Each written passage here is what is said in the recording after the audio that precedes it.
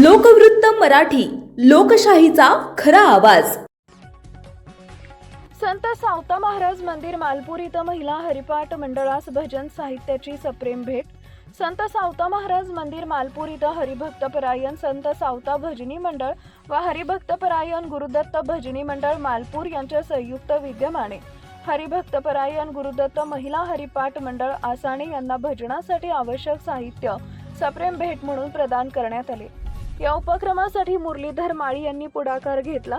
यावेळी पेटी, वीणा, पकवास, टाळ, चिपळ्या आदी भजन साहित्य मंडळास सप्रेम भेट म्हणून शिंदखेडा येथील लोकनियुक्त नगराध्यक्षा श्रीमती कलावतीताई माळी, माजी महिला बालकल्याण सभापती पुष्पाताई रावल यांच्या हस्ते प्रदान करण्यात आले। कार्यक्रमाची सुरुवात संत तुकाराम महाराज, संत सावता महाराज, महात्मा ज्योतिबा फुले व सावित्रीबाई फुले यांच्या प्रतिमांचं पूजन करून झाली। त्यानंतर हरिपाठ व भजनानं मंदिर परिसर भक्तिरसात न्हाऊन निघाला।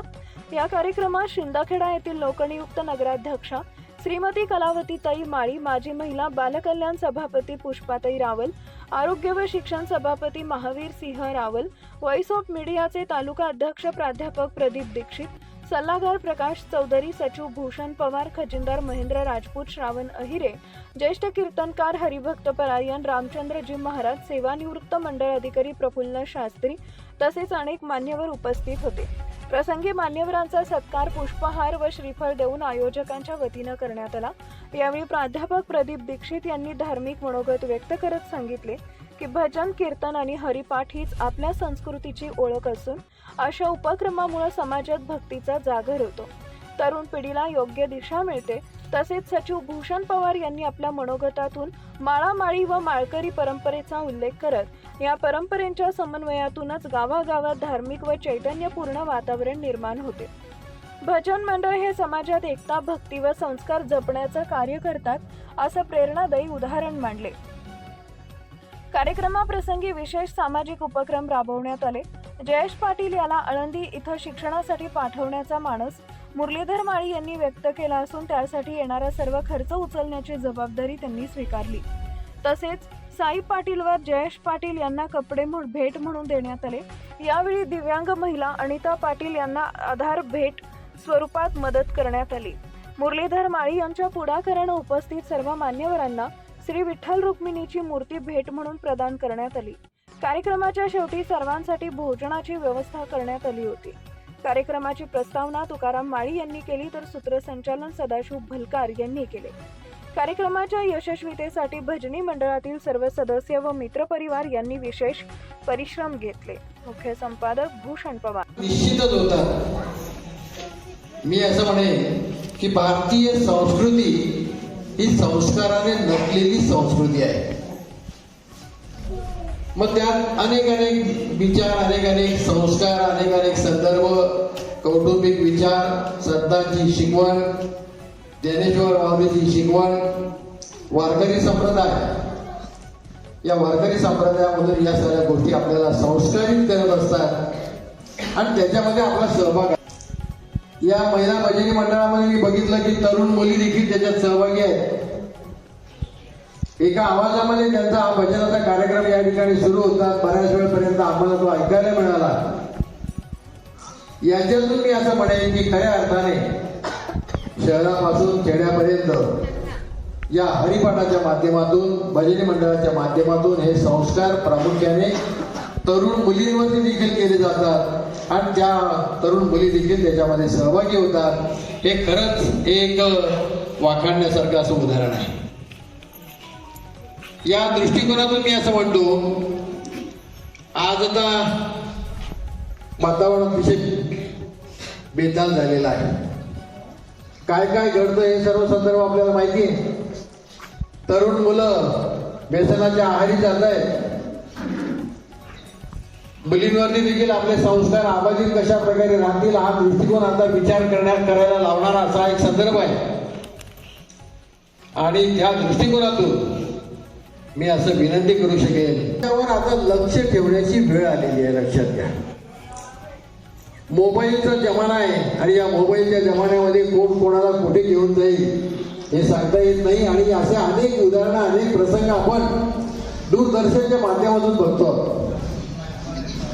संपूर्ण भारतभर या साऱ्या गोष्टीचा विचार करायला लावणारा असा हा जो असा पहिला कार्यक्रम मी पाहतोय की ज्या ठिकाणी 3 गोष्टी पाहिल्या या माळा पाहिली, सगळ्यांकडे माळा होती, दुसरा माळकरी पाहिला आणि तिसरा माळी पाहिला.